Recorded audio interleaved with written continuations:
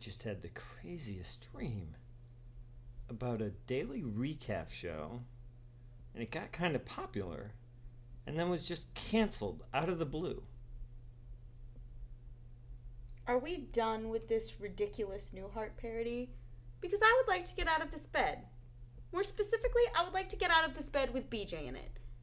No, wait, Jess. Don't you realize? If we wake up in bed together, that can only mean one thing. The show's back!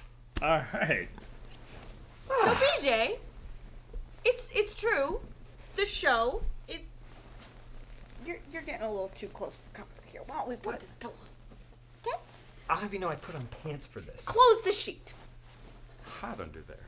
Ladies, gentlemen, this is not a dream. This is reality. The show is back. I know that this one episode hiatus really freaked us all out, us more than anyone. And while you may think that we kind of pump faked you with the cancellation, trust us. It was real. We really thought we were done. But World Poker Tour got like 15 angry tweets with like 2,000 characters of feisty opposition to our cancellation, and so they buckled under the pressure, and we are back. 15 tweets is a lot of pressure in this business. Thank you. But we're not just this old Jess and BJ hackneyed crap that we were doing before. No. BJ, fill him in. We are now Jess and BJ. It's not a sequel. It's a reboot. All new, completely different. I'm now on the right side. She's on the left. I have different hair. It's just all sorts of crazy. Exactly. So, with this new, improved, rebooted Jess and BJ, we're going to get started with the same old thing that we've been doing before, which is running down the tournament action. Yes, but we always start with the over-under. And we don't have one to settle up because we didn't do one because we were canceled. Yes. And for those of you who think that there was some sort of tournament held in this bed here, we are going to clarify, we're at the Bellagio, which does have very nice beds as long as this guy's not in there with you. Hey, speak for for the yourself. 5 Diamond World Poker Classic, which got a really big turnout today. Surprisingly big. With lots of stuff. And that's what our over-under of the day is based on. BJ, what is the over-under for today? Well, there were 391 players in the tournament so far. But registration is still open. Till about 5 o'clock tomorrow, the end of level 8. And we're expecting a fair number of people to still show up. We're easily going to cross the 400 mark, which we'll talk about in a bit.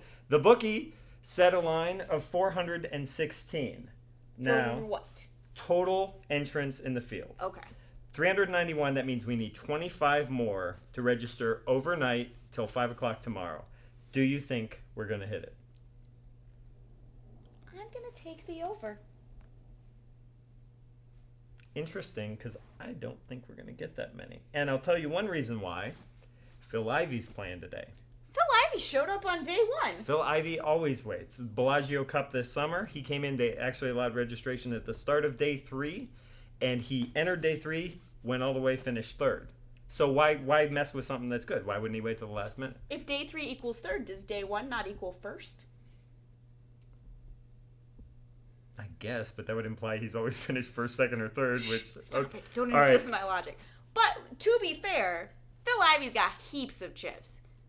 We're done with day 1. We've got about 330 out of the 390 who started left. Ryan D'Angelo, who is Golfa online, is leading the pack with 192,500. Right behind him is Ami Alabi. He's got like 185,000.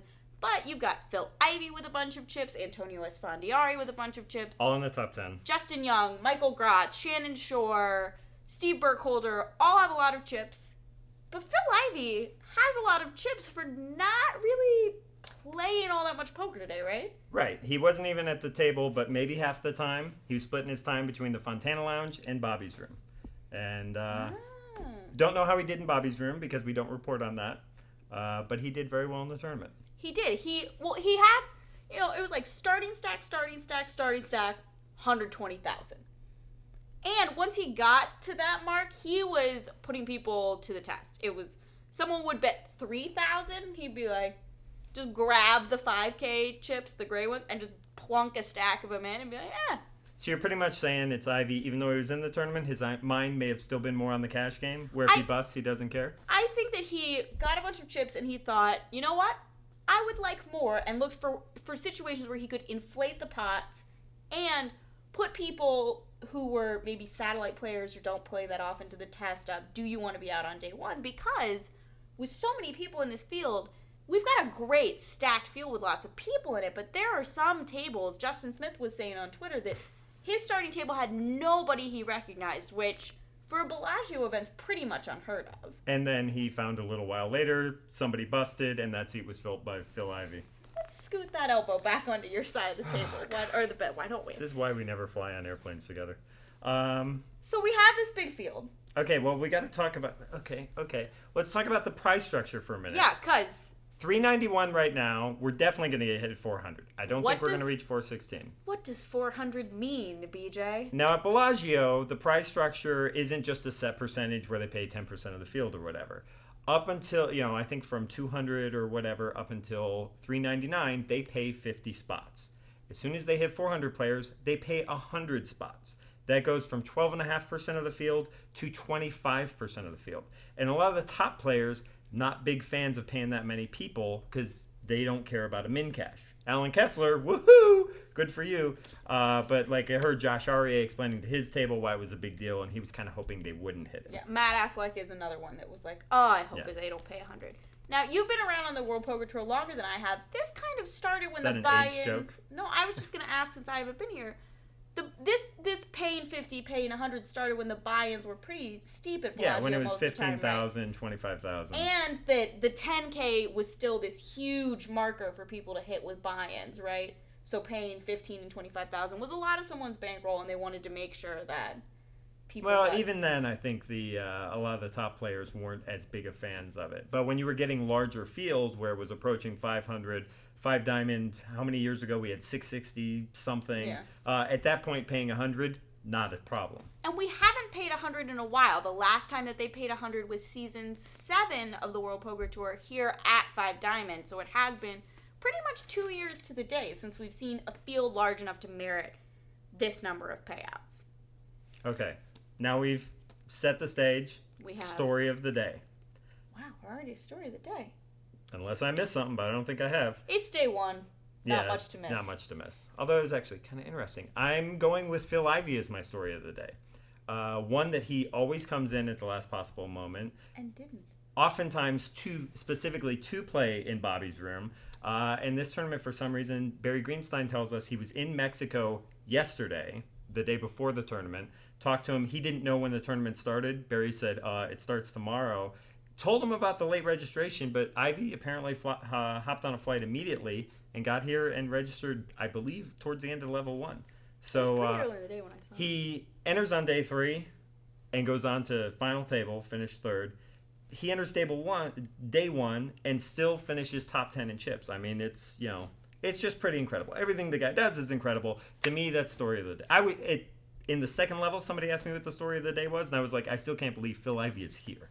I will say, in Phil Ivey's defense, this is an event that is happening a week earlier than it normally does happen. So it's not that Phil Ivey is really that off base with everything that he has no concept of when the tournament was. Everyone's a little bit thrown that it's somewhat earlier this year, which I don't is always why know when the next tournament Daniel Negreanu's not going to be able to play because he was used to it being a little later in the month. Scheduled something else. Sorry, Daniel.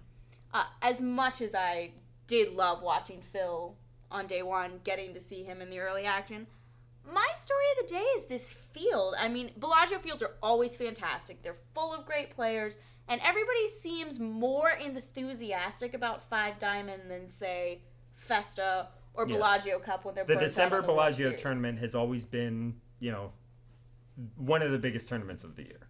So I'm going to say with this big field size and people just really excited to end the year on a high note here that's my story of the day, that we're getting some really good numbers here at Bellagio that we haven't seen in a while, because last year we got, 329 when Daniel Elia won? Sounds good.